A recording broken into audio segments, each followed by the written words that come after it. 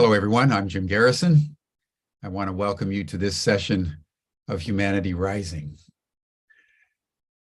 Several days ago on this program, we had a session about the extraordinary intelligence of an ancient book from China, the I Ching, which is so old, they have no idea about its origins. And even in ancient China, 3,000 years ago, it was considered ancient. And there were many legends about the fact that the I Ching just literally emanated from the earth and was channeled through some mystics long forgotten and became one of the greatest works of religion and spirituality and literature in all the world that persists to the present day. In this session, we want to turn to another very ancient tradition. Now, this one in Mesoamerica, in particular in Mexico, that also has endured over time.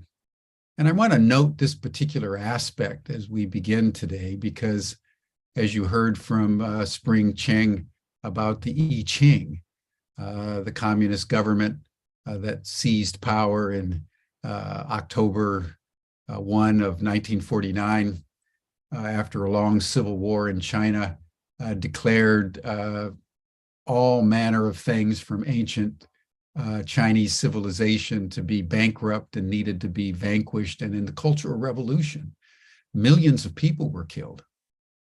And thousands of Buddhist and Confucian and Taoist temples were destroyed.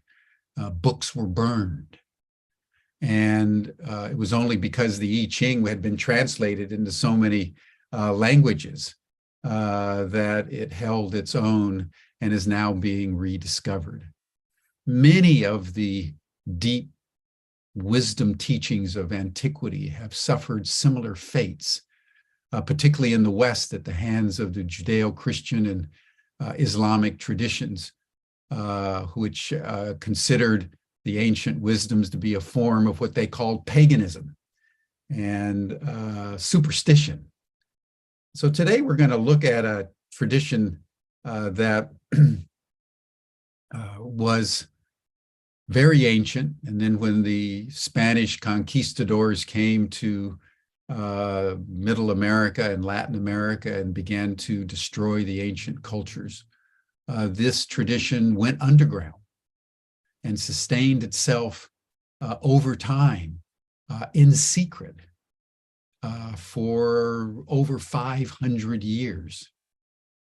And then in an extraordinary way, through the works of a young doctoral student at UCLA in the 1960s, Carlos Castaneda, burst not only into the American, but the Western and global spiritual scene with a potency that was certainly very formative in my own life, because I was reading all his books avidly and doing the various practices and realizing, like in physics, where the latest cosmological research is simply affirming the deep wisdom of the ancient mystics, so too in spirituality.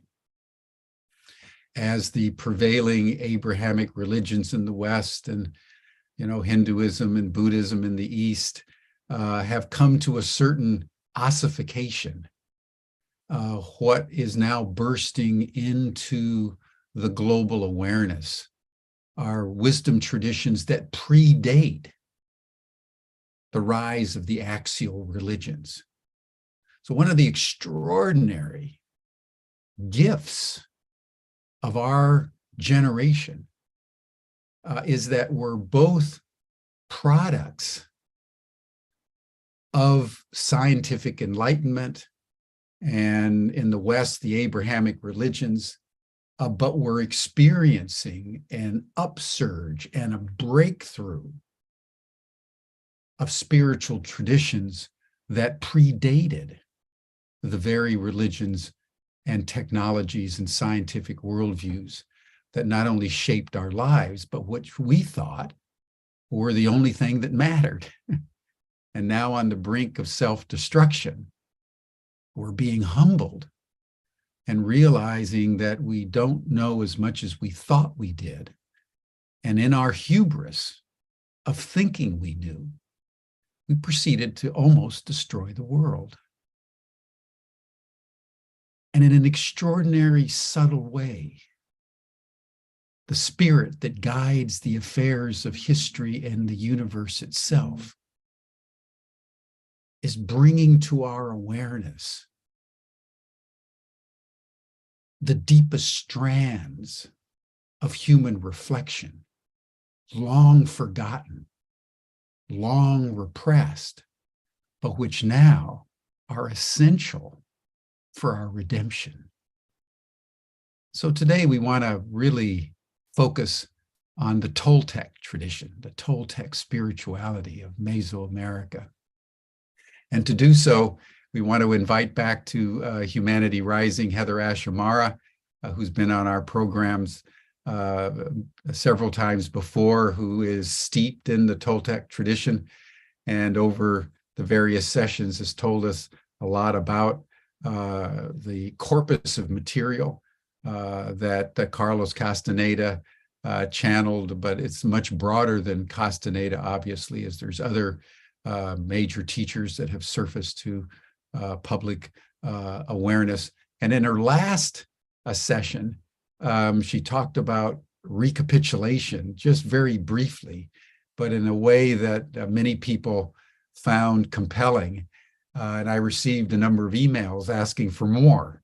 So we have HeatherAsh back again to talk about not only recapitulation, but the whole corpus of material that she's bringing into the Toltec tradition, which is really an empowerment of the feminine aspects of the Toltec tradition that HeatherAsh is really focusing on the warrior goddess empowerment parts of Toltec spirituality. So HeatherAsh, welcome to Humanity Rising. HeatherAsh is going to do an initial centering and then make a presentation about recapitulation and other matters, and then we'll circle back and have a dialogue for the balance of the time. But HeatherAsh, welcome. Thanks so much, Jim. And hello, everyone. So good to be back here on Humanity Rising. Let's do a little centering together to connect our energy and get quiet inside our being. So close your eyes and bring one hand to your heart and one hand to your belly. And just imagine as you exhale that you exhale everything out. So let go of thoughts, past, present, future, let go of everything. And as you inhale, imagine that you can gently bring your energy here, this time, this place. So every exhale, get empty, let go as you exhale. And you can imagine exhaling down into the earth and asking the earth to transmute anything that you don't need to be carrying or holding in your being. Just breathe out all the way. And as you breathe in, pulling in that wisdom of the earth and bringing it up into your being as you gently call your energy into this moment, this time.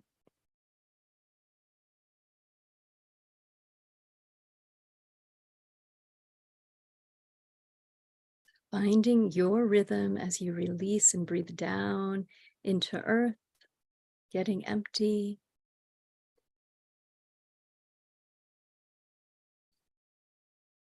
And as you breathe in, calling in the wisdom of the earth and pulling gently, gathering your energy to this moment.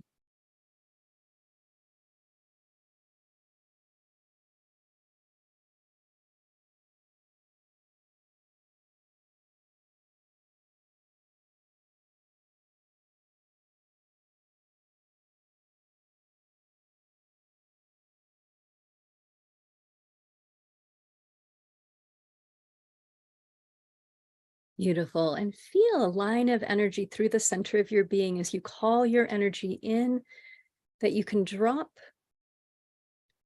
a channel of energy through your being and down into the earth. Imagine sending your awareness and a line of energy down into the earth.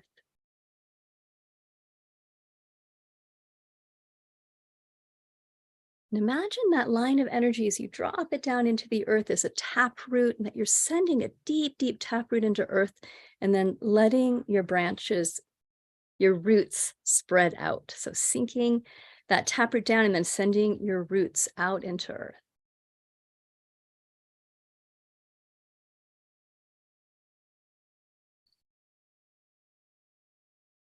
And with your inhale and your exhale, continue to feel that as you exhale, you're going to empty, send that taproot deeper and those roots out. And as you inhale now, you can start pulling energy through your roots, pulling energy, inviting energy from earth up into your being. And imagine that you can inhale all the way up to your heart.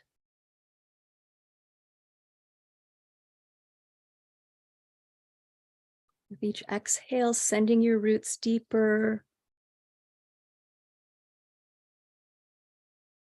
And with each inhale, inviting in that connection to earth, pulling through your roots and bringing it up to your heart.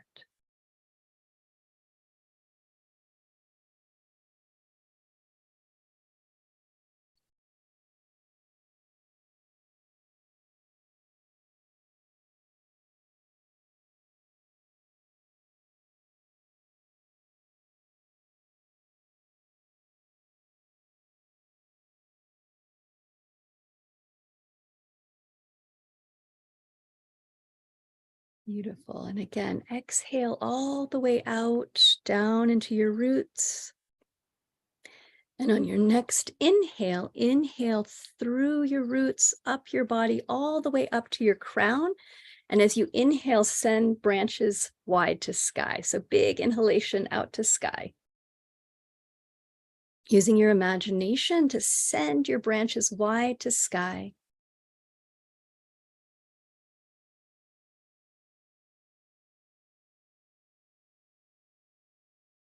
Good. And just rest here for a moment.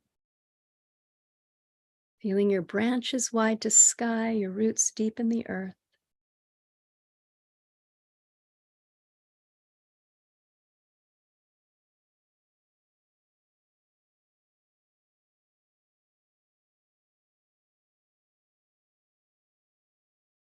Good. And now for a few breaths, we're going to practice bringing in energy from earth. So inhale from earth all the way up through your body and out your branches. So wide to sky. And on your exhale, pulling in sky energy, connecting to your intuition, to silent knowledge, pulling that through your crown and down into the earth. So inhale, earth up to sky. And exhale, sky down to earth.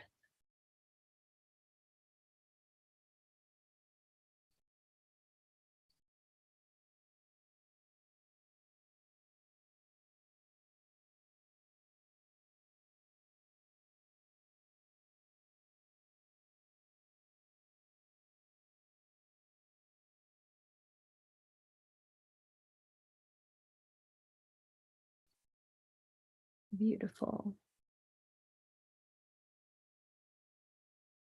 Taking one more mindful breath into your heart.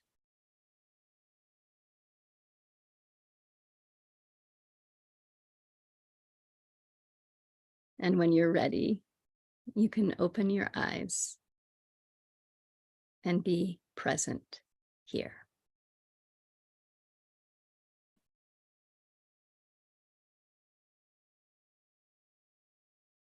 Good. So I wanted to just start with a brief update. I am up at my neighbor's house. I live in New Mexico and have land up in the Sangre de Cristo Mountains on the east side.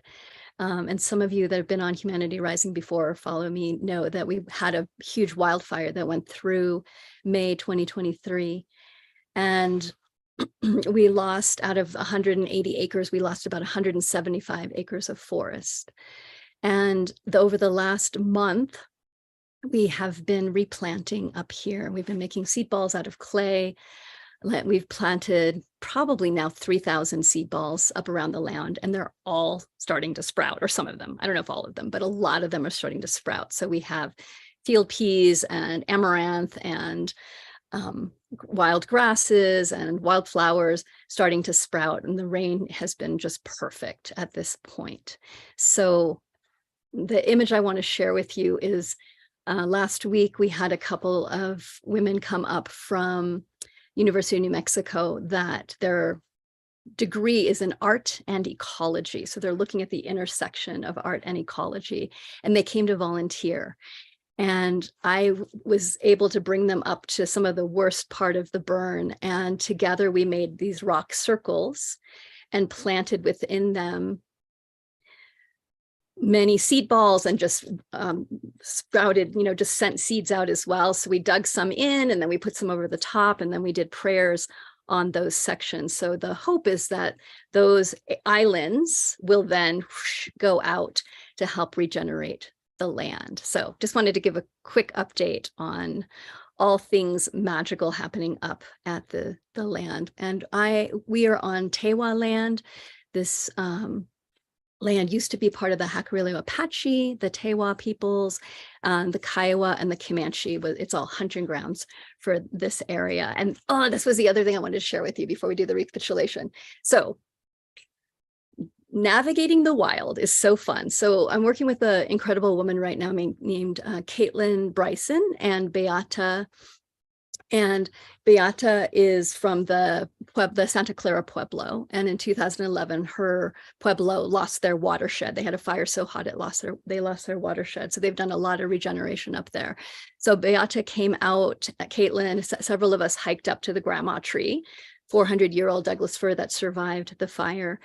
And we're working on a project that Caitlin started, which is about taking words from people that lost things in the fire. There's a lot of people that were really devastated by the fire, lost a lot in the fire. And so she's talking to people about what they lost, what they loved about the land, and then she's sketching it on a quilt.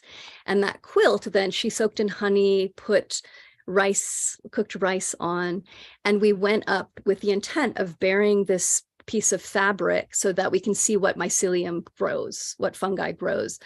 And there were a group of us, we're all holding the edge of the quilt and saying prayers, and Beata started saying prayers in Tewa. And so to have this woman that her ancestors are from this land, praying and asking for support and guidance from the ancestors for regeneration of the land was just one of my favorite moments in my life, I think. And we all did prayers, and then we buried the cloth and put prayers on it. And the next day, again, we're going to dig it up and then look at under the microscope what has been happening in the soil so that we know how to work with the land in the best way possible. So the next day, Caitlin hiked up there and came back. She was like, something dug it up. I don't know what dug it up. And I'm like, a bear dug it up. So this is some of the joy of working with the wild is, okay, we get to play of like, how do we dance with all the forces that are here? And that is really at the heart of Toltec wisdom, is learning how to dance with the forces, with nature, with energy, with being able to feel the lines of energy so that we are working with what we call intent or life.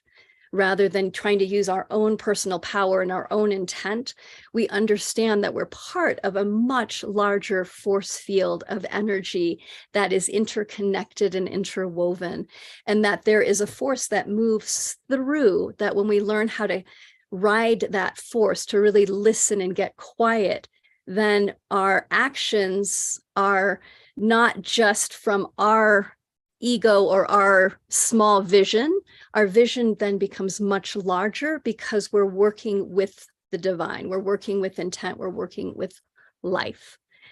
And one of the most potent tools that the Toltec have is called recapitulation. And it's something that is a very simple practice that has profound results when we use it regularly.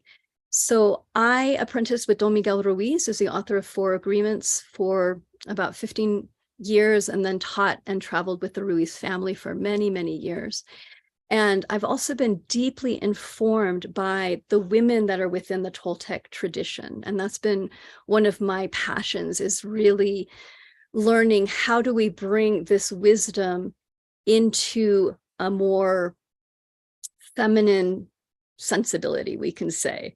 So I came to the Toltec path from a goddess tradition, from a European shamanic goddess tradition. I studied and taught witchcraft for many, many years. And there was a point where I realized that I was missing something really important. And what I realized later is what that was a warrior energy. So I was really seeped in the goddess about creativity and flow and receptivity and working with the cycles of life. And what I was craving was learning how to really work with my energy. And so that was when I met Don Miguel and started studying the Toltec path. And that warrior path is really about having clarity, absolute responsibility, deep persistence in long-term staying steady with ourselves and connecting to our intent and to that larger flow of intent, patience, and a really good sense of humor. And one of the most potent ways to do that is by understanding how our energy works. So for the Toltec, the way that Toltec perceive energy, they were masters and continuing masters at perceiving energy, is that most of us are like colanders. We have a lot of places where we leak energy out because of our agreements and beliefs. And some of those agreements and beliefs are from the people that raised us, or from what we call the dream of the planet, of the way most humans are dreaming now. And then there's also agreements and beliefs that we create, that we make up as we live our lives. Every agreement we've ever made takes energy to keep it alive. And so not only do we have holes of places we leak energy where we go into fear, we also have lines of energy where we're literally using our own energy to keep agreements alive. So the path is about recapitulating our energy from the past so that it is available in the present, and starting to close those holes so that we're able to hold more and more energy. And I think about the work is that we're here to learn and how to bring more energy into our being, how to hold that energy, and then how to direct that energy. So many of us have practices and tools about bringing energy in, but for me, it wasn't until I learned how to understand the larger picture of starting to create a container where I wasn't leaking and to pull the energy from the past so it was present here, that things really started shifting in my life. And then when we have more energy available, we're then able to be more steady, more persistent, more loving, more joyful in our lives, because we have the resources to do so. And as we step more and more out of fear and out of story of who we're supposed to be or who we've been in the past, we get more and more free on the inside. So today I'm really specifically going to teach recapitulation, and we'll then open it up for questions afterwards. We're going to do I'll do a big overview of the practice. We'll do the practice together. We'll do a longer practice before. Yes, and thank you, Maria. Yeah, the inspiration that I'm drawing from, especially from recapitulation, I did learn recapitulation from Don Miguel, but really where I really deepened into the practice was from reading Taisha Abelar, who's one of Don Juan's apprentices. She was a contemporary of Carlos Castaneda, a book called The Sorcerer's Apprentice. Also from my work with Gaia Jenkins, who was at the time, she's now passed, but she was Miguel's wife at the time that I was apprenticing with him. Really huge impression on me, really changed my relationship with life. And also Mother Sarita, Don Miguel's mother, who was deeply in the tradition as well and passed it on to him. So just a shout out to those women. Marilyn Tunashenda is another inspiration as well in the Toltec path. And I also went and studied with the Clear Green folks. So Carlos Castaneda's organization is called Clear Green, and Renata Munoz is the one who's has taken the tradition over, is taking it forward. So it's interesting that it's another woman that's taking the tradition forward. And I also studied recapitulation and tensegrity with her and her community as well. So those are my influences Toltec-wise, especially around the women. And so let's walk through the process. If you have any questions, please feel free to share them in the chat. Know that we'll also answer things later. And as I'm describing the process of recapitulation, there's different pieces to it. So stay with me because I'll probably answer any questions that you have coming up. And it also will click in often when we do the practice together. And then we can open up and have questions. And then we'll close with a short recapitulation practice at the very end as well. So steps to recapitulation. One is that you want to be very present and grounded in this moment. So you want to be in your body, not disassociated. You want to be physically in your body so you can feel what's happening energetically, and that we understand that our energy and our physical body are very connected. So when we're in our body, we are much more effective in our recapitulation practice. So to do a grounding, to bring yourself present, a lot of times in the tradition, you would do recapitulation in a cave, in a harness up in a tree, in a place that was enclosed. Victor Sanchez has also written extensively about recapitulation.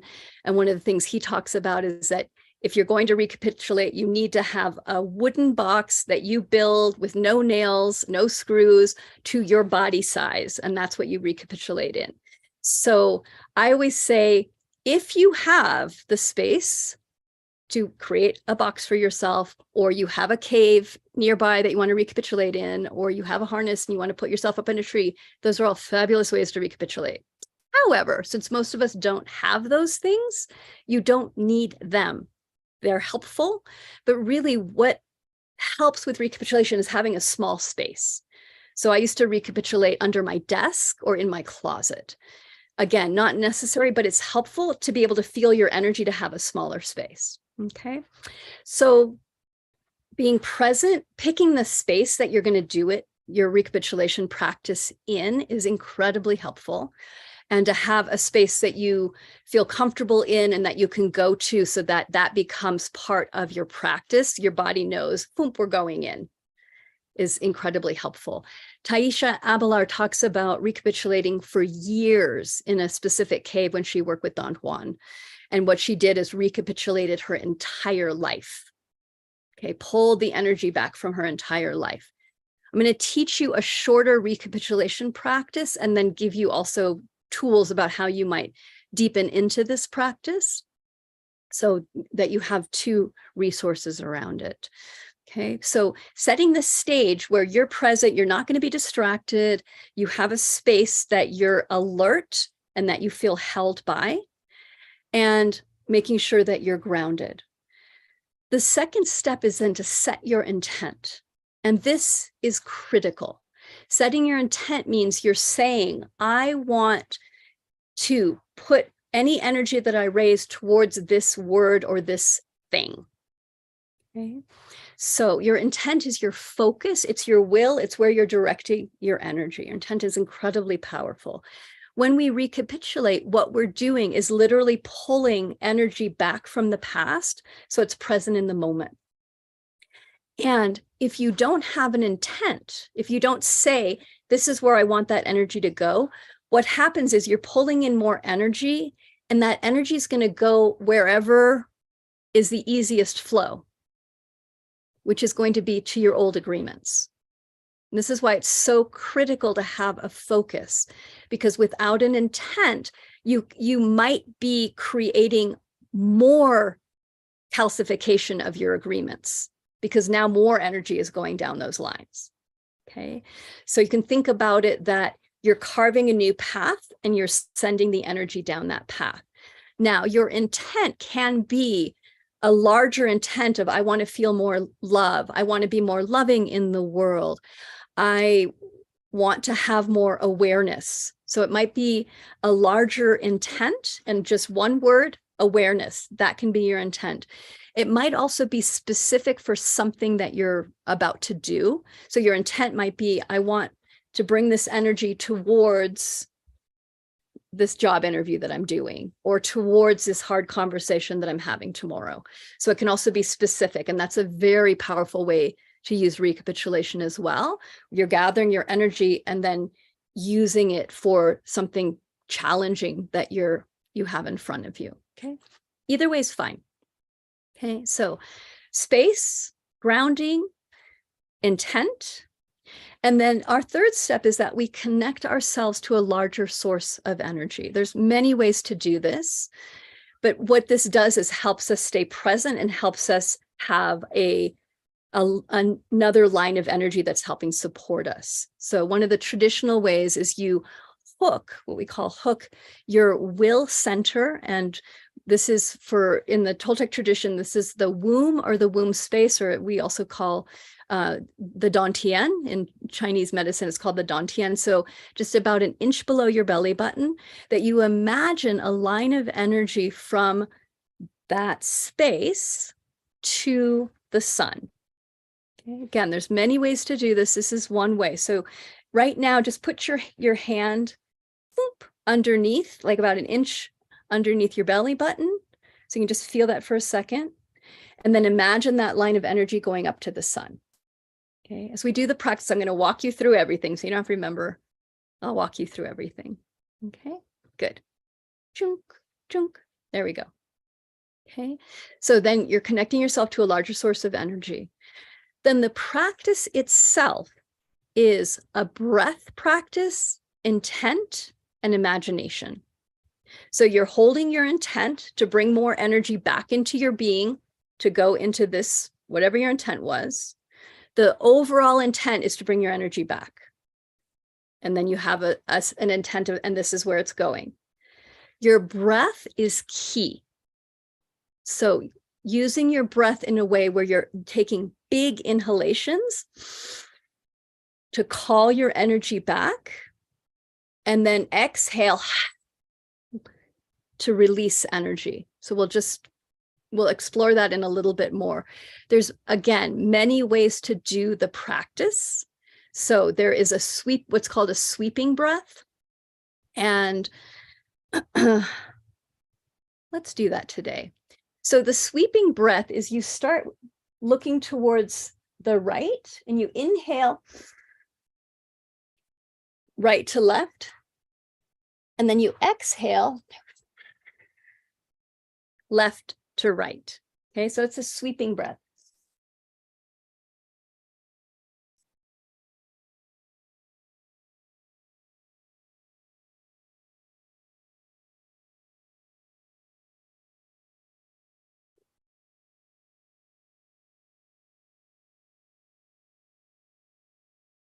You can see it's a really strong inhale and really strong exhale. For some people, the sweeping breath is incredibly helpful. It keeps them focused. And for other people, the sweeping breath is distracting. So if you find it distracting, don't do it. Okay. If you find it helps you, then go ahead and do it. Okay. So inhale and exhale. Your inhale is about calling your energy back. And there are multiple ways to call your energy back: your breath, your intent, and also your imagination. So for some people, they imagine literally sweeping. Doesn't matter where your hands are. So you can, for some people, if you're more kinesthetic, you can do this. You can gather your energy if that feels good, not necessary at all. Okay. But if that feels good, you can gather your energy that way. I often just keep my hands on my thighs. So that if I get ungrounded at all or start losing my focus, I'll breathe down into my hands and down into my feet, and that'll help ground me again. Okay. So as we use our imagination, again, if you want to use your hands or your body in some way, sometimes if I have something really intense that I'm recapitulating, I'll rock, and that helps me bring it into my body. You can also use a visualization, like sweeping your energy back towards you, or vacuuming. I've known people that imagine vacuuming their energy and bringing it back. The Toltec perceive energy as filaments of light, and that each of us has a particular amount of light that is our unique ray of light, and that is composed of different filaments. And that what we're doing when we're recapitulating is we're gathering the filaments that we've lost from the past. We're breathing that energy in. So you might have that visual as well, of this feeling sense or this vision of pulling energy back to you. And just remember, everybody perceives energy differently. So some people have visual, some people have kinesthetic feeling sense, some people have auditory, some people have smell. So be curious about, some people have a knowing, they just know there's my energy, I'm pulling it back. So be open about how you recapitulate or how you perceive energy. Okay, there's many ways that we perceive energy. Visual is one of them, not the only. So as we're calling our energy back, just play with what visual or feeling sense or breath works for you. Okay. And it's going to be a practice. This is not a one-time practice. This is a form really of, I don't want to say that. It's an ongoing practice. That's what I do want to say. It's an ongoing practice. It's not something you do once and you're done. It's something that we do regularly as a form of pulling our energy back and cleaning up what's not ours. Okay. So that's the second part of recapitulation, is that when we breathe out, we can mindfully, this isn't every time you breathe out, but there's going to be times when you recognize that you took on someone else's energy. And that energy might be a mental energy, it might be their thought forms, it might be emotional energy, it might be psychic energy. We tend to take on other people's energy without recognizing it. And that especially happens when we're young. And so this is something that recapitulation is also excellent as. It helps us to bring our energy back from the past, to capture our energy and bring it into the present. It also helps us start to perceive where we're holding energy that's not ours and breathe it out. So we breathe it out with love or neutral. Okay, this is really important. Recapitulation is a very neutral practice. It's not about figuring out why you lost energy, whose fault it is, who you need to forgive, why you took on somebody else's energy. All the story, that's important work, but that's not recapitulation. Recapitulation has one intent: get your energy back. Okay. And I'll share with you what to do if you start going into story, or if you start having an emotion that comes up. So part of how we do that is, you can imagine that you're looking over your life from an eagle point of view, or you're watching a video of your life. So you have a little bit of witness, so you can see what happened energetically. We're really trained to look at the story, and this is a different practice. This is a practice that is solely about getting your energy back and clearing what energy is not yours. And here's the good news. I mean, there's so much good news, but here's something beautiful, is that your body knows how to do this. Your body already knows how to recapitulate. It intimately knows your energy. Your being recognizes its unique ray, its unique vibration. Okay.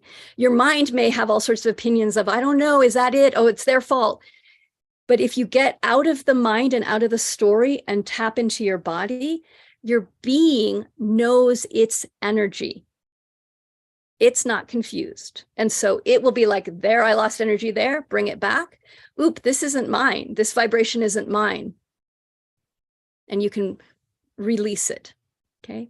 Later, if you want to go back and figure out why you took that energy on or what the agreement is that would cause you to leak energy in a particular way, you can do that practice later, or that awareness practice later. Okay. So 2 more pieces. 1, if when you are recapitulating, you notice that you're starting to get distracted, it's helpful to have your hands on your thighs and breathe down and come back into the present moment. You can put your hands on your heart and breathe into your heart, whatever works for you, but come back into the present moment. And distraction looks like you're thinking about what you had for breakfast. You're thinking about what you want to do in the future. You just lose your focus completely and you're kind of spacing out. Okay, bring yourself back gently. Come back, sweetheart, be present. What can happen when we're doing recapitulation is that we might start in a particular area of our lives. Okay, so for example, we might decide that we were going to do a recapitulation. There's a lot of places to start. We're going to recapitulate 11 years old, when we were 11 years old. And you would go in and say, 11 years old, where did I lose energy? And start your practice. Okay. As you're recapitulating 11 years old, your mind or your being might jump to another situation that was when you were 20 or was when you were 3. That's fine. What your being is doing is it's tracking to where a similar energy was lost. And so if you jump to a different time frame in your life, recapitulate there. Okay, that's totally fine. You're going to pull that energy and then you would go back to 11 years old and it might take you someplace else. Okay, so come back. And what we're doing is we're actually shifting our what we call our assemblage point. And our assemblage point is the place that we perceive reality, and it gets sticky, it gets stuck because of our beliefs. We see reality through those beliefs. And as we do recapitulation, what happens is we're taking our assemblage point, we're shifting it back to a place where we made an agreement or we locked our energy. We're pulling that energy back, and our assemblage point begins to become more free. So we have more capacity to open our perception, to be more flexible and fluid, and to be able to travel between realms and perceptions. Okay, so the place of going back to the moment where you lost energy, pulling that energy back until it feels clear, and you'll feel a sense of like, that's done. And then if you had a focus for your recapitulation, going back to the focus. Okay. Again, we're going to do a process together, so it'll make more sense as we start to enter in together. The second piece is if you have an emotion. So a big emotion arises. So if you have an emotion, you're witnessing it, that's one thing. But if you have an emotion, you start to really feel that emotion in your body. What you want to do is you want to stop your recapitulation practice. You just want to put it on pause. You want to get up and go have the emotion, and then come back to your recapitulation practice. There's nothing wrong with having emotions arise. Emotions are natural. You're going to have emotions for the rest of your life as long as you're in a body. That's part of the game, which is beautiful. That's why we're human. We have emotions. It's wonderful. And recapitulation is a separate practice from emotion. Okay, emotional content. So if you have a big emotion that arises, go clear it first. So if you have grief that arises, go release the grief. Go have the anger, whatever arises, and then come back to your practice. Okay. If you're recapitulating, let's say, and this is part of why this is so important. Let's say that I'm recapitulating an experience that I had with my father. Okay. And I get angry about something that happened in my past with my father, and I feel that rage. What I would do is just pause, go have the rage, like go move that energy, because it's just energy, move that energy out of my body, and then come back and recapitulate. And if I'm neutral, then I would recapitulate that. There may be things in your past that are too big to recapitulate right now.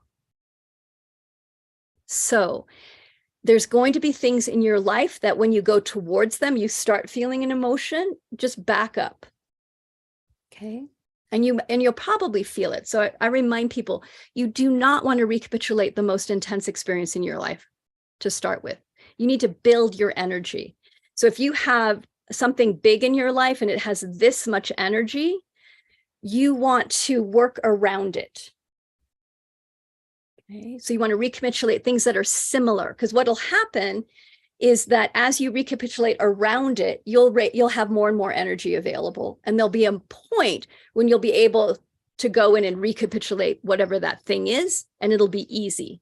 Okay. So this isn't, you don't have to force yourself to do anything at all. It doesn't work that way.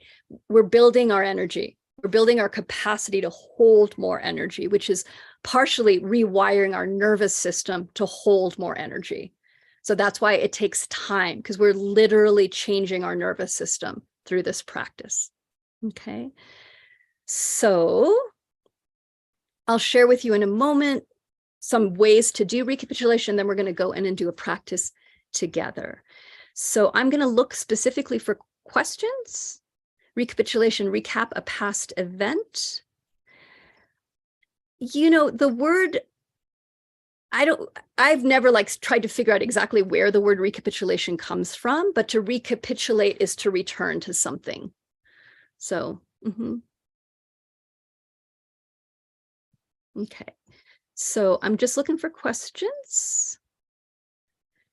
Feels like I have a strong unconscious intention to not be present. I think almost all of us do. It's part of the domestication. It's part of what we're navigating from the dream of the planet.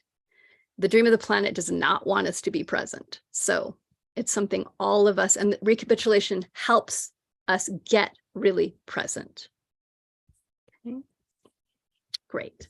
All right. Any specific questions around recapitulation? Jennifer, if you have an emotion arise, go release the emotion and then come back to your practice.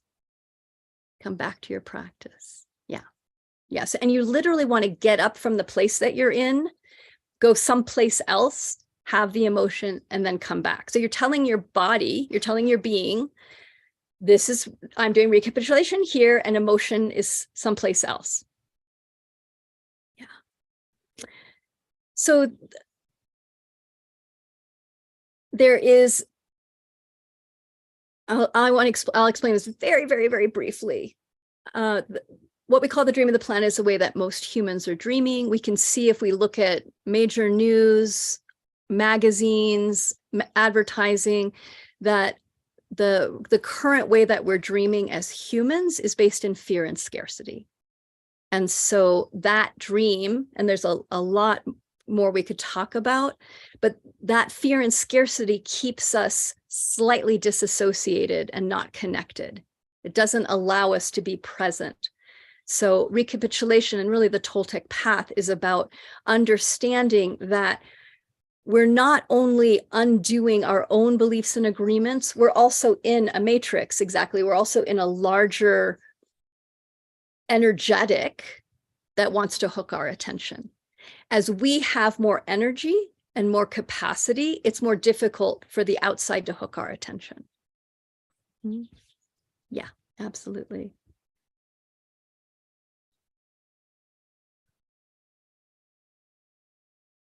Words. So Shannon, I've been trained, it's called Dream of the Planet.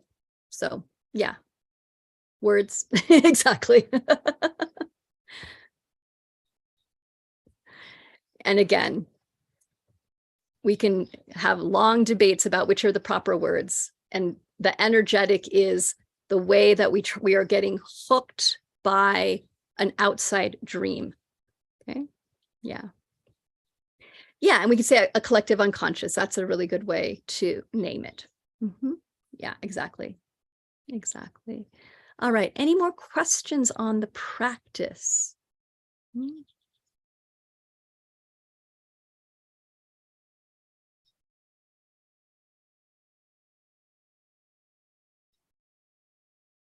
Good. So there are many ways to do recapitulation. And before we do the practice, I just want to share with you some different ways. One way is you start at the beginning of your life and you recapitulate every event to the present. Okay. And so that's years. That's not a quick process. That's years and years. Okay. Another way is you start now and you go back. Okay. So another way is that you pick major times in your life: when you moved, when you turned 13 and started your period, for example. So you pick times, again, not the most traumatic times in your life, but when there was big change or transition that happened, those are good times to pick. And the truth is, it's amazing what you will recall just by saying 5 years old, go. Or Jim and I were talking about this earlier, or picking a time, just a time of like when I was, when I lived in San Jose with my family and hung out at the mall with my friends. Let's go check that out. Okay, so you can start anywhere. It's all connected. And as you pull energy out of one thing, it's going to help pull energy out of other things as well, because they're woven together. So it's helpful to have a starting point, whatever that is. I never said that recapitulation came from Don Miguel. So I said that I learned recapitulation from Don Miguel. Yeah. Yeah. And I don't think recapitulation comes from Don Juan. Don Juan shared recapitulation. I don't know if he created it. So that isn't a very ancient Toltec practice. Yeah. So.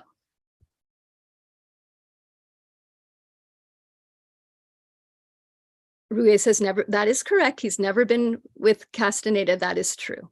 Yeah. Yeah. Different lineages. So in the Toltec world, there are many, the belief is that there's 12 different lineages that came out of Mexico when the Spanish invaded. There's lineages in South Africa. There's lineages in Louisiana that I've heard about that are very secret. Ruiz family was one lineage. The Don Juan lineage is another lineage. Okay, there's many different Toltec lineages.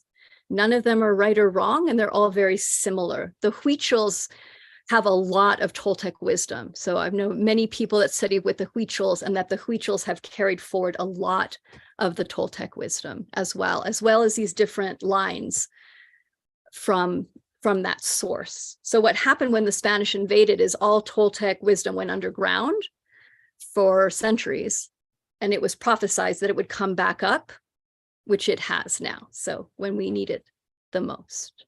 Yeah. Jennifer, I don't know. So you can check it out. If you practice the emotion code, as we do the recapitulation, you can see what the corollaries are. Yeah. Yeah. Okay. So another way to practice recapitulation is to think of like a quality, jealousy, and then write a list of every time you've ever felt jealous. And then literally go through the list, starting at the top, and you just recapitulate, you read that, you recapitulate, you cross that off the list, you read the next one, you recapitulate. So that's another form of recapitulation, is to pick a topic, make a list, recapitulate off the list. Okay. What I'm going to teach you today, or what we're going to work with today, is that's not exactly true.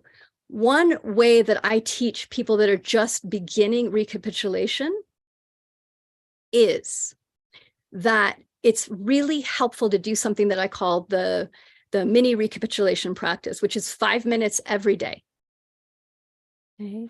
And what this does is, if you recapitulate at night and you recapitulate your day, and you can recapitulate in the morning and recapitulate the previous day, then as we go through our day, we call back our energy. So let's say at night, you go back through your day, you call back the energy from your day so that you're present, you've called all the energy back, you've released what's not yours. And then often what happens is your dreaming shifts, because you're not trying to process your day through your dreams, you've already cleaned it up. So if this practice resonates with you, I would invite you to start there, where you start creating a rhythm where you recapitulate your day. And again, the best thing is to if you're going to do the recapitulation practice, do it before you go to bed. So set up a time, like put a chair, recapitulate, and then go to bed. Or do it right in the morning when you wake up and recapitulate your previous day. That really works. Okay. I've turned the chat off because I want to stay focused and we don't have all the, I want to make sure we get to the practice. So just so you know, I've turned the chat off, and so I can't see it right now because I really want to teach you the practice. And then you can feel it, and then we'll open it for questions. Okay, good. Everyone take a breath. Good.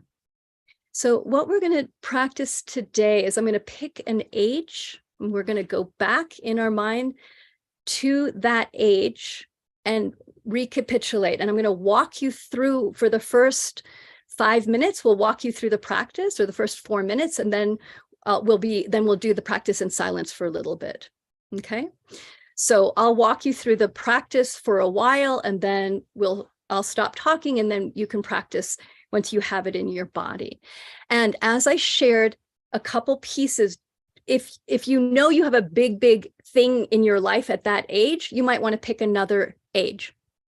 Okay, which is totally fine. So, and the practice is we're going to breathe back any energy that we perceive we lost, and then release anything that you've taken on. And if your mind jumps, that's fine. So if you find yourself at 3 years old at a memory you haven't remembered, recapitulate it. If you have a sense of like, there's something I don't remember, you can just say, hey, I want to pull this energy back. I'm not sure what this is, but I feel something right here. I want to gather that energy back. All right, good. Let's go into the practice together. So I'm going to ask everyone now to stop commenting so we can do the practice together. Okay, good. So closing your eyes.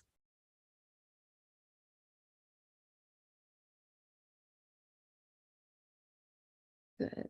Go ahead, put your hands on your thighs if you're sitting down, and just breathe into your feet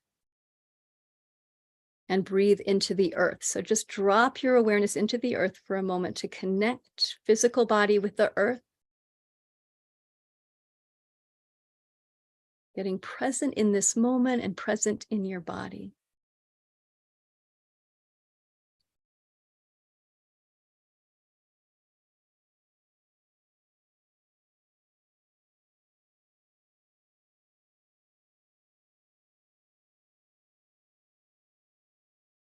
Beautiful.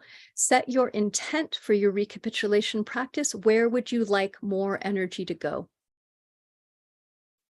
Your intent may be a word, a focus that you want to increase in your life. It may be for something specific. Set your intent really clearly. What's your intent?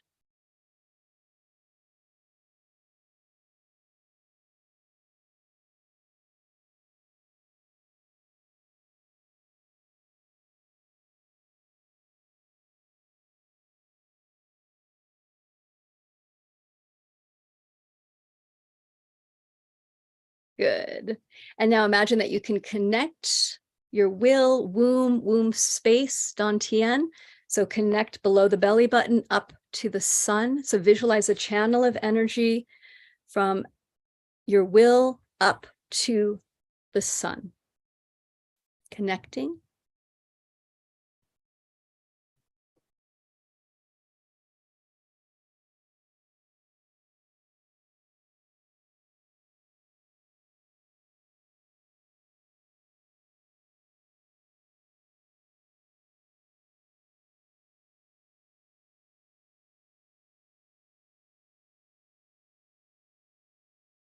Beautiful.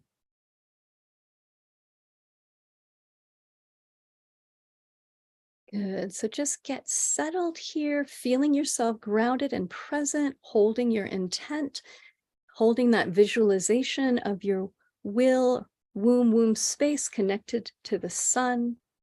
Let's get really centered here.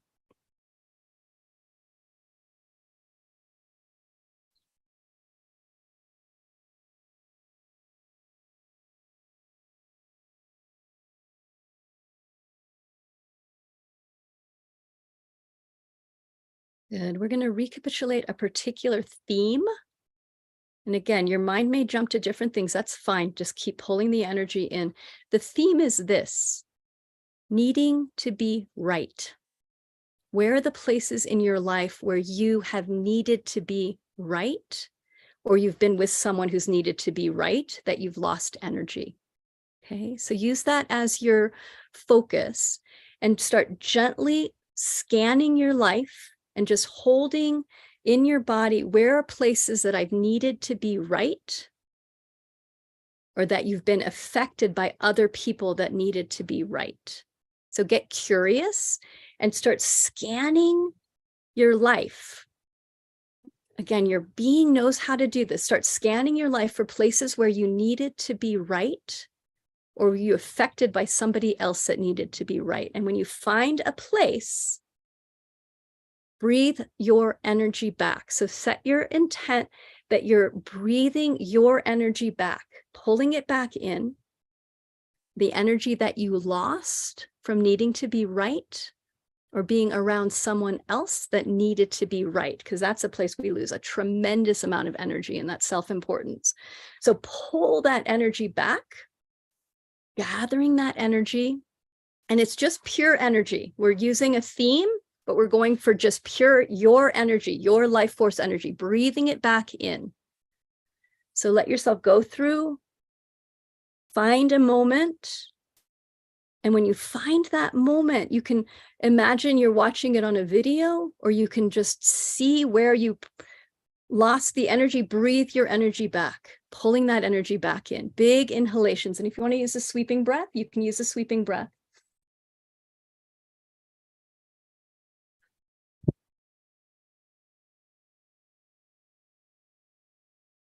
Gathering your energy, pulling your energy back. You may perceive where that energy is returning to your being. Good. Gathering in your energy from any place where you held rigidly, I need to be right. Pull your energy that got lost back, because I can guarantee there's energy loss there.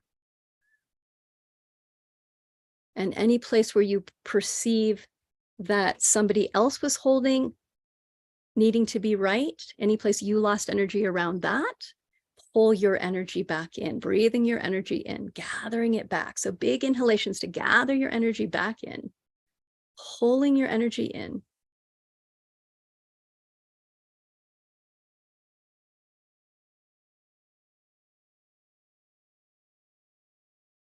Good. Keep gathering your energy back in. And then any place that you notice you may have taken on someone else's energy, when you perceive that, you can breathe that out with love or neutral. Just breathing it back to them. Here, sweetheart, this isn't mine. Just giving it back. Okay. Neutral or with love. Sending that energy back. It's not yours. Breathe it out. Good. And then holding this theme, just start looking for places where you've lost energy. Asking the wisdom of your being to take you back to a place where you lost energy, breathing your energy back in, pulling it in, gathering your energy, using your breath and your intent and any visual that works for you. You can use your hands, you can use a visualization. Breathe your energy back in. Strong breath, strong intent. Breathing your energy back in from any place that you perceive you lost energy, breathing it back in, gathering it in.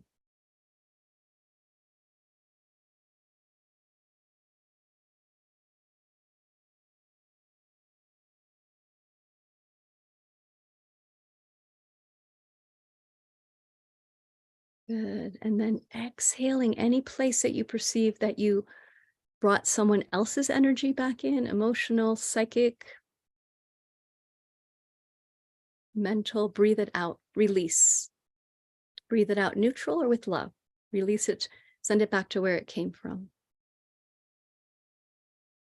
So you might find yourself jumping to different situations. It's totally fine. That's exactly what we want, is you want to start tracking now. different places where you lost energy. So when you come to a place, pause, review, call the energy back.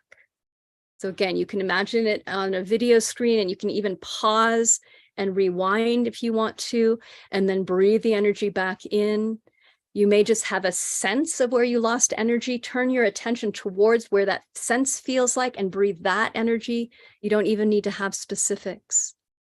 Pulling your energy back in, setting the intent. Your body knows what your energy is, what your ray of light, what your frequency is. Give your body permission to find the places you've lost energy and breathe it back in, calling it back in. You can stay with our theme of places where you've needed to be right, or you've been affected by someone who's needed to be right, breathing the energy in, gathering it in, and releasing what's not yours. Or you may be now on another energetic path. That's great. Keep going. Good. We're going to go for another 4 minutes in silence. So doing the practice on your own, staying focused. If you start getting distracted or disembodied in any way, come back, breathe into your body, go back to your practice. We'll see you on the other side.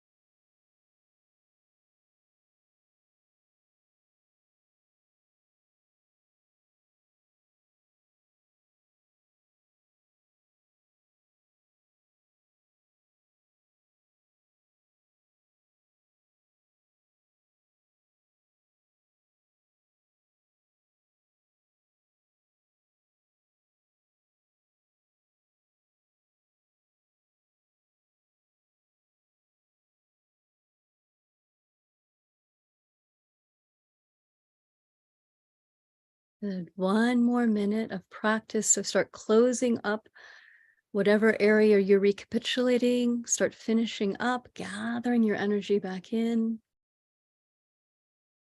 releasing what's not yours with love or neutral, sending it out.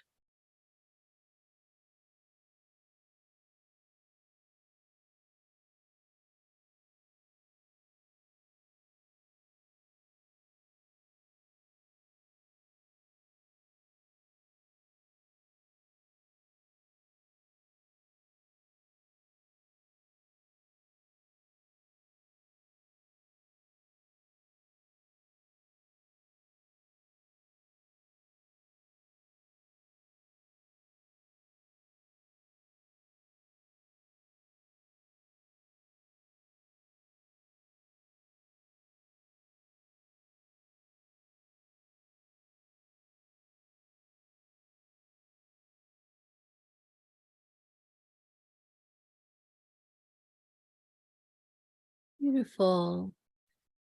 Going back to your intent that you set at the beginning of the practice, restating your intent, and just breathe out with the intent that all the energy you gather is going to go back towards that intent. So breathing into that intent.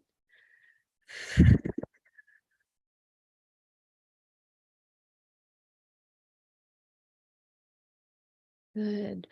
Disconnecting, that connection that we created between yourself and the sun, letting it dissolve.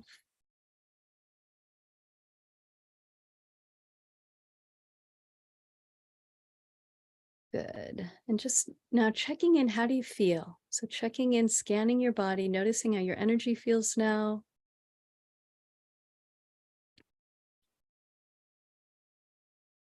And when you're ready, you can open your eyes and be present here.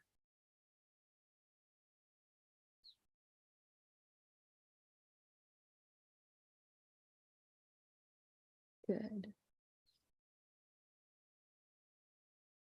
All right, go ahead.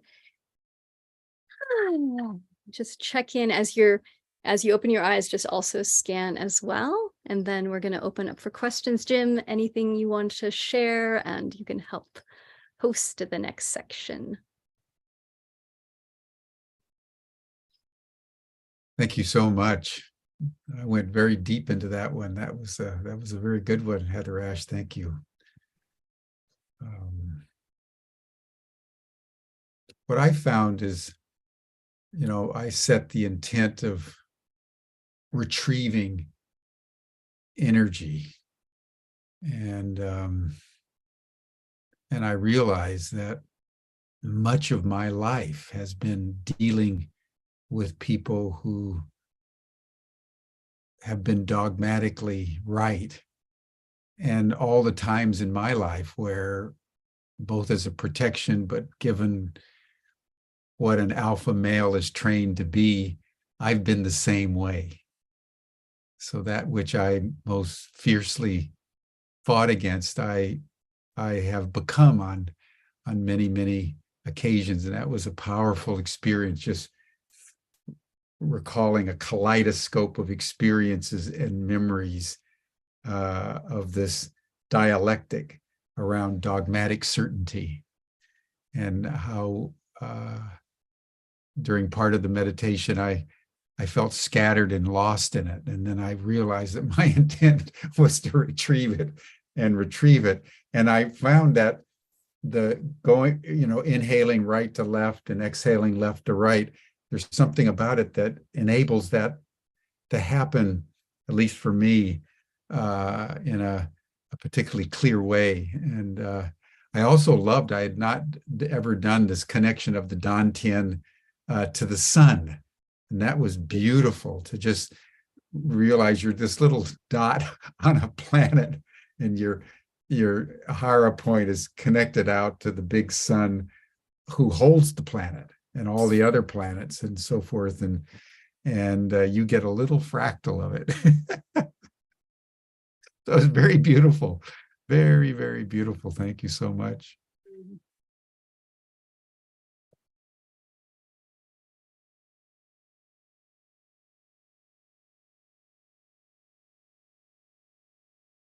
Yeah, Catherine Augustine is sharing a similar experience. Yeah, and it just is a tip of the iceberg. That was I don't usually start with new groups and be like, let's go in. And I know this is a very advanced group. So yeah, beautiful, beautiful, beautiful, beautiful. Yeah. Thank you, Kim. Yeah, happening right in the morning. And I'll just share that, one of the, we all love being right. We love being right. And I'll say this, our mind loves being right. It feels validated, it feels powerful, and we can live our lives from that place of mentally going from being right and having the information and knowing the answers.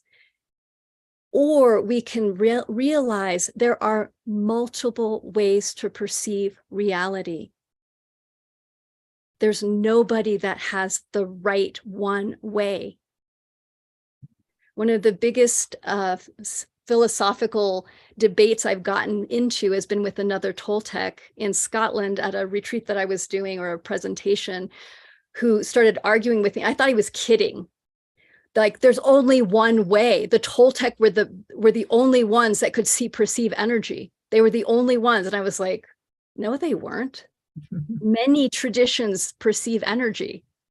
Any earth-based tradition comes from an energetic point of view. Mm.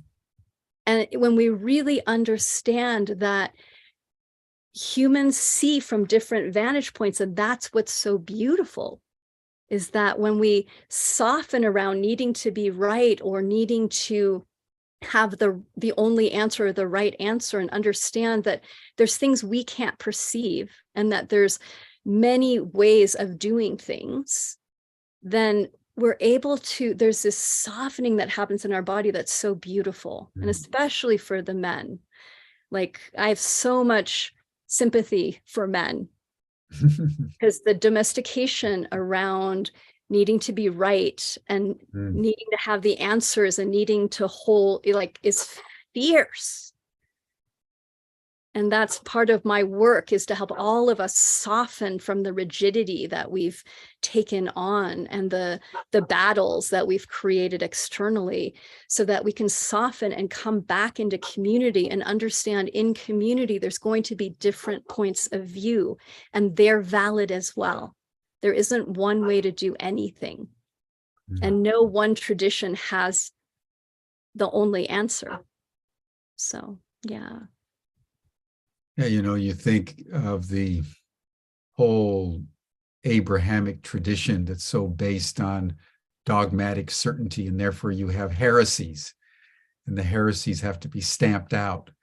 And our whole civilization has been shaped and contained within the single point of recapitulation that you shared with us today. So it's not only what was occurring to me as I was reflecting on it, it was not only my little microcosm, but it's the macrocosm of the entire Western civilization. The scarcity thinking that leads to dogmatic certainty. So this is a very powerful one for the whole culture. You think about it, the whole culture.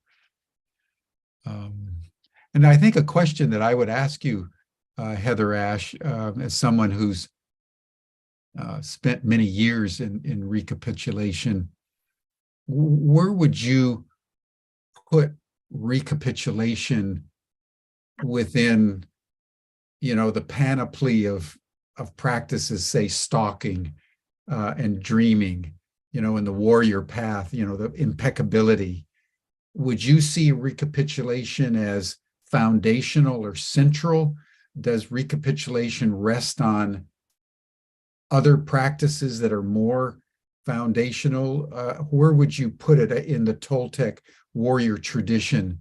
And there may not be a hierarchy of practices, but just wanted to get your sense of where it fits.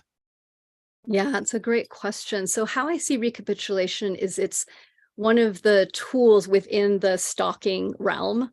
So there's two main paths, we can say, which is the stalking and the dreaming. And stalking is about really going and actively finding, seeking, exploring, gathering the energy back, looking at where the agreements are. It's a very active, in a physical world realm, looking at our actions. It's a very high awareness practice. So the term stalking, if you think about a jaguar that stalks its prey over days, it's the patience of the hunter.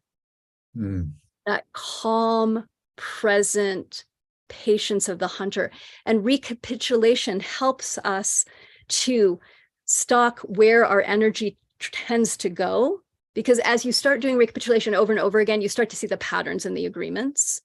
And then in your world, you start to catch yourself. This is what I love about the practice so much, is as you do more recapitulation, you'll be someplace and you'll be like, oh, I'm about to lose energy.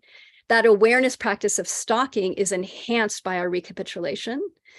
And we're catch ourselves earlier. We can catch ourselves and bring the energy back. And recapitulation then also opens us up into dreaming more fully. So instead of, and when I talk about dreaming in the Toltec way, dreaming is not just nighttime dreaming. We're always dreaming. We're constantly dreaming. And what we're working to do is bring our attention back to wake up in the dream. We have to retrieve all these agreements just to wake up. That's brilliant. That's the essence. That's it, everybody. Yeah. And then because it's all these connections, you know, that as Don Juan has, you know, the filament. We have all these filaments going out to all the people we're in relation with, all our ideologies, all our things, and that's what keeps us asleep. Yeah. Good one. Exactly. So Tony, I'm assuming that's what your name is. Yeah, Solar Tony. Solar Tony. I respect your tenacity to hold on to there's only one way, and Don Juan's the only way. And please understand that there were multiple lineages besides Don Juan. Don Juan was one of multiple lineages. So was that a powerful lineage? Yes. Was it the first one to come back in? Yes. There are multiple lineages. Don Juan is only one of them. So speak for yourself. That's not what I said. Okay. Well, and Don Juan spoke, I've read his whole corpus many times over. And he speaks many times about the different lineages and how some of them accentuated one aspect, another aspect, how some of them lost track of the plot and ended up in a, you know, catastrophic failure state, and what his own teacher did as opposed to another teacher. And so there's a multiplicity that I think everyone would agree with that. Absolutely. So we're coming close to the end of time, HeatherAsh, and I'm just wondering, I'd like to have you just speak more fully on one particular aspect of recapitulation, which I think is in some ways, for me, as I was going through it, might be the most challenging, and that is the separation. As you recapitulate, all these memories and associations and emotions and reactivities pop up. But what you're saying, that's not recapitulation. That's a kind of a byproduct. And so say more about this distinction between the practice of recapitulation and the emotions, because I think most of us have been thinking that when the emotions come up, you process it, and that's recapitulation. But you're saying it is not. So just speak more about that. Yeah, absolutely. So in the tradition that I'm in and how I learned is that there's this, we're looking at the energy only in recapitulation, and it's an untangling of the energetic. Not the interpretations, not the interpretation, not the phenomenon, not the story. The story has its own energy, but it's up here. And this I think recapitulation and the Toltec work, it like takes it into the root. So we're cleaning the roots out, and then we can go look at the manifestation later. Is really helpful. And we're doing both simultaneously, really. So I do a lot of work with people around emotional processing. And it's a separate practice, and there's so much there, because with our emotional body, we tend to carry it like a backpack, and we stuff all the emotions that we don't know what to do with into that backpack. And the way to clear the emotions is to take the backpack off, put it down, and start consciously emptying it and looking at it. And it's that practice of, what have I done with my emotional body? What have I repressed? What am I cycling? So there's many ways to do this. Like somebody mentioned the emotion code. Yay, that's a good one. I have a book called The Warrior Heart Practice, which was my processing and integration around how to clear the emotions and the story so that we can get into the truth and the intent. Right. And that it's important for us to understand that we're always going to be making up stories. We're always going to have emotions, but our relationship to them will change drastically. Drastically. Yeah. That's what we're working towards.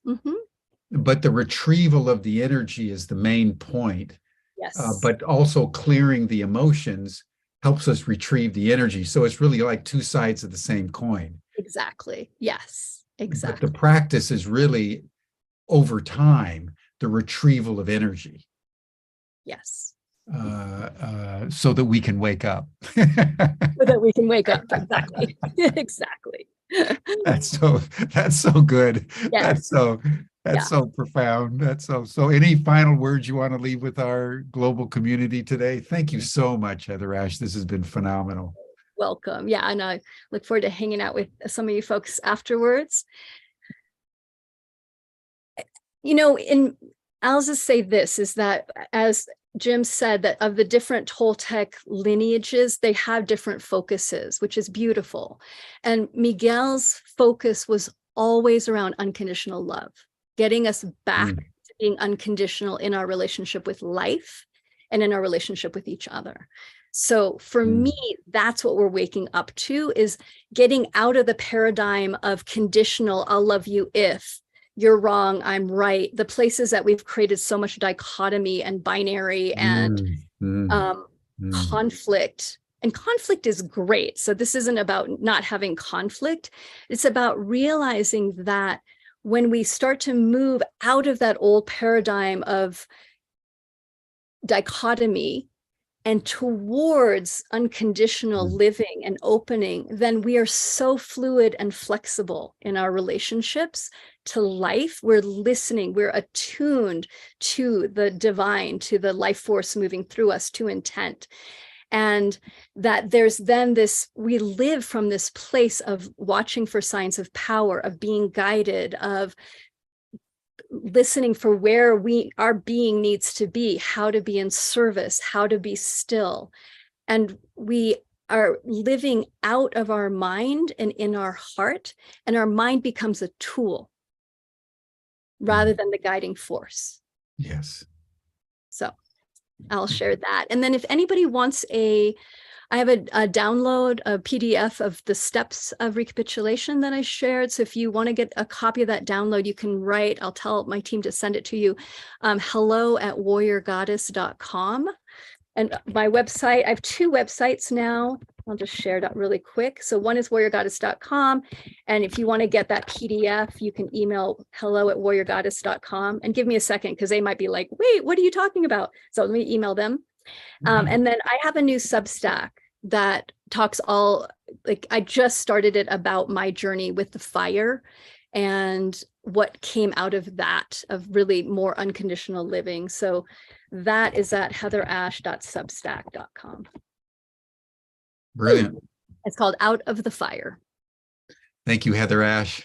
Thank you, Jim, for your invitation. So good to be in touch with these deep, ancient wisdom traditions that are surfacing in our time. It's one of the most precious aspects, I think, of human existence in this moment, that right at the time of our greatest crisis, the greatest wisdom is just popping up all over for us to imbibe on in all kinds of ways, all over the world. And you're a channel for one of the most precious of them in my experience. So I really want to thank you for who you are and what you've done. And I also would say, everyone, HeatherAsh is part of our faculty team at the Chartres Academy, and we'll be all together in Chartres in about a month's time, just over a month's time, between the 2nd and 8th of July. We have 85 people coming. It's going to be a wonderful time. We walk the labyrinth, go down in the crypt, and HeatherAsh helps to lead our ritual team and design our various rituals as we go through that 7-day initiatory process, which itself is part of a lineage going back to the Eleusinian mysteries of ancient Greece several thousand years ago. So it's HeatherAsh is a very important person in all of our lives and our central practice at Ubiquity University, which is our annual pilgrimage to Chartres. Thank you, HeatherAsh.